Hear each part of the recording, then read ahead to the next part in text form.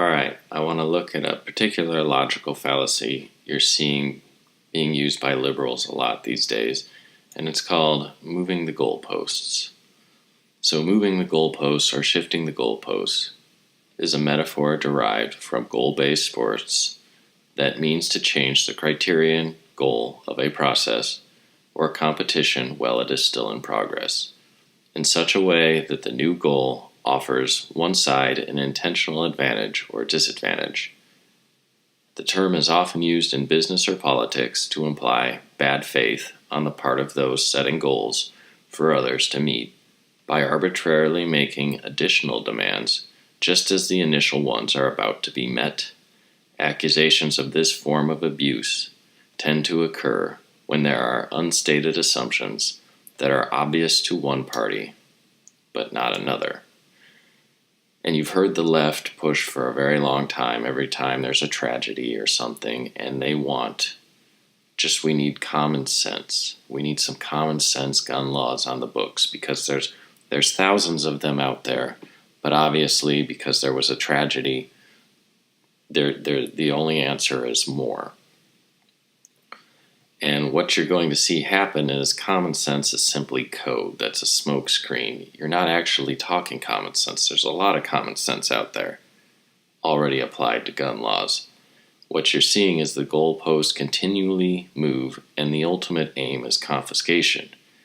And Oregon has a law here, SB-978, that's been proposed, and it's actually worse than Washington's that just passed up here, and I think a lot of it is people just don't understand what's in it. But this one is so restrictive that pepper spray can become a felony. So I want to run through this article real fast. This is another one by the Organic Prepper blog, which is actually pretty good, so I'll link to that below. But it says Oregon's SB 978 gun control bill is so hysterically restrictive that pepper spray is a felony. So there's a new gun control bill introduced in the Oregon State Legislature. It added 45 pages of draconian amendments the night before the vote. Nice. SB 978 passed the Judiciary Committee yesterday and now heads to the Oregon Senate. So they made this nice little meme here by the Organic Prepper. It says, gun-free zone. Attention criminals, this is a personal defense-free zone. All law-abiding citizens at this establishment have been disarmed for your convenience. So it's a good thing part of this state has vowed to be Second Amendment sanctuaries because Oregonians are going to need them. If gun owners and even pepper spray owners in other parts of the state hope to defend themselves, they could be facing a vast array of felony charges. It's just amazing. The criminals, there doesn't seem to be any concern with the criminals committing the crime. It's all the law-abiding citizen attempting to protect themselves from bad people out there. I mean, what are you supposed to do? You just dial 911, run and hide? I mean, there's evil out there. You have to have a way to protect yourself. So, the battle for the right to bear arms is rapidly spreading across the country. In February, the House of Representatives passed 2 sweeping national bills. New Mexico passed 6 outrageous new laws that sheriffs are refusing to enforce, and sheriffs in Washington state are also rebelling. I did a video on that on I-1639 that recently passed here. On the other stand, 2 states have introduced invasive laws requiring would-be gun owners to hand over access to years of personal social media. Just because you own a gun, now you have to apparently have continuous background checks. So a lot of this should look familiar to what they did in Washington. They want to raise the minimum age to 21. This is despite the fact that an 18-year-old can join the military. I know guys in the Marine Corps. They've, machine guns, grenade launchers. They drive tanks. I mean, you name it. But for whatever reason, personal defense and private residence, you have to be 21. This is also a familiar clause here, you've got to keep your gun locked up. Residents will be required to keep their guns locked up at all times, that they are not being carried. These rules will render guns all but useless in the event a person needs to access them to protect themselves and their family. So they're making gun ownership useless, for one, and then dangerous just to own due to the legal ramifications. A person who owns or possesses a firearm shall, at all times that the firearm is not carried by or under the control of the person, secure the firearm using trigger lock, keep it in a locked container, or in a gun room. And failure to comply with these rules is a Class C felony. Don't get excited about the phrase gun room because your bedroom doesn't count. A gun room means an area within a building enclosed by walls, a floor, a ceiling, including a closet, that has all entrances secured by a tamper-resistant lock that is kept locked at all times when unoccupied. So this is basically an armory. I don't know what you would classify a tamper-resistant lock, but you can rest assured it's probably going to be one of these definitions that change as a matter of convenience for those that are attempting to prosecute you or wanting to defend yourself. So this is another one we saw in Washington, and this is the most ridiculous thing, in my opinion, out of everything they propose. Gun owners are now liable for the acts of gun thieves. If your gun or guns are stolen, you must report it. Failure to do so is a Class B felony per weapon. And if the thief hurts or kills someone with the stolen firearm, the owner is liable for 2 years. So basically they want to make it so unsafe legally to own a gun that you just don't want one because it's not worth the hassle. This is a coward's way of confiscating a weapon. It's and again, trying to imagine this is applied to any other mechanical device, a vehicle, your truck, a lawnmower. I mean, you name it. Somebody hurts somebody with some machine that you own, and 2 years later, you're a felon because it was stolen from you.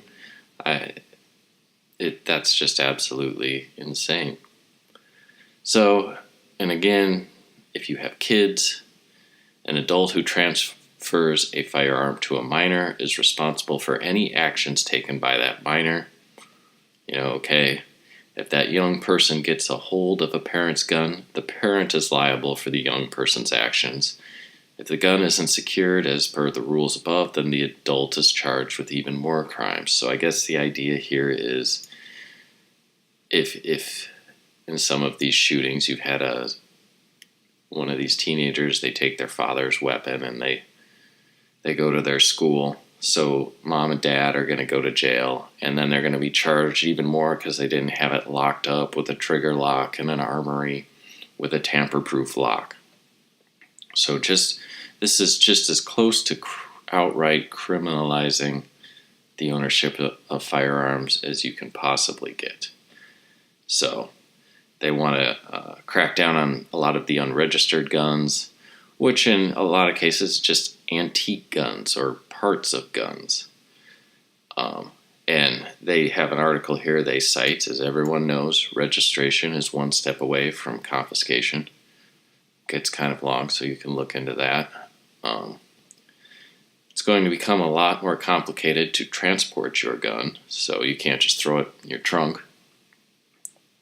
Gun owners who are not concealed carry permit holders will have to jump through all sorts of hoops to transport a firearm in a vehicle, including locking it in a box in a secure area of the vehicle. Well, you think I'll get a concealed permit carry. Well, concealed carry permit fees are also going to go up. And then there's this interesting part here. There's going to be something called public buildings. So in this bill, you can find a massive list of restrictions regarding your right to carry near, not even on, but near public buildings. And this is something they can just define at will. So in Section 25, local authority to regulate firearms in public buildings. So airports, ports, hospitals, schools, colleges, universities, probate courts, city halls, homes of officials, and other public buildings, and even their grounds, can restrict guns, but also the following. So their definition of weapon, and here you can see the goalpost moving from, just want to control the firearms. Well, now they mean a firearm or a dirk, dagger, ice pick, slingshot, metal knuckles, or similar instrument, a knife, other than an ordinary pocket knife with a blade less than 4 inches, the use of which could inflict injury, mace, tear gas, pepper mace, or any similar agent, an electrical stun gun, or a tear gas weapon, a club, a bat, a baton, a billy club, a bludgeon, a knobkerrie, nunchaku, nightstick, truncheon, or any similar instrument. So, a woman with pepper spray in her purse is now carrying a weapon under these laws, and she's not allowed to have it if she works at a college, if she works at a hospital, if she works at a school. This is the moving goalpost. It's not just her carrying a pistol, it's carrying pepper spray. And my God, what about baseball practice? If everyone's got a baseball bat here, that's just baseball practice on a public school grounds. I mean, that's just a ton of minors carrying lethal weapons, according to this law. You're going to have the parents liable for any injury. That's where this is going. Public places. Okay, this is going back to the public places. As defined in the bill, only need to post a sign.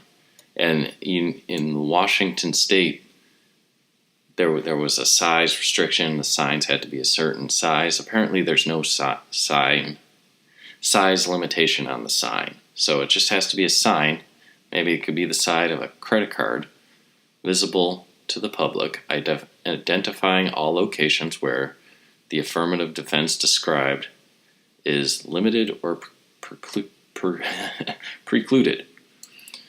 So basically, you're not allowed to defend yourself using any method, except I guess you can take karate.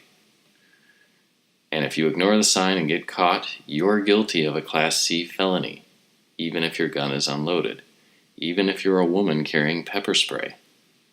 It's a Class C felony to defend yourself. So the gun grabbers love this. And he ends with the warning, if this passes, it will spread. Gun control laws are like a virus. And this isn't really, it's not gun control, let's face it. This is now gun confiscation. If they pass in one place, they'll spread. We saw that with Washington State's law. And there's little reason to believe in this era of anti-gun hysteria, the legislature will strike down this unconstitutional bill. Thankfully, 13 of 36 Oregon sheriffs have already vowed to make their counties Second Amendment sanctuaries. And so really what this does is this empowers the criminal who's not going to follow the law. This empowers men, younger men, stronger men, bigger men, at the expense of the older, the younger, or female. So all I can suggest is Oregonians had better go get their black belt in jiu-jitsu.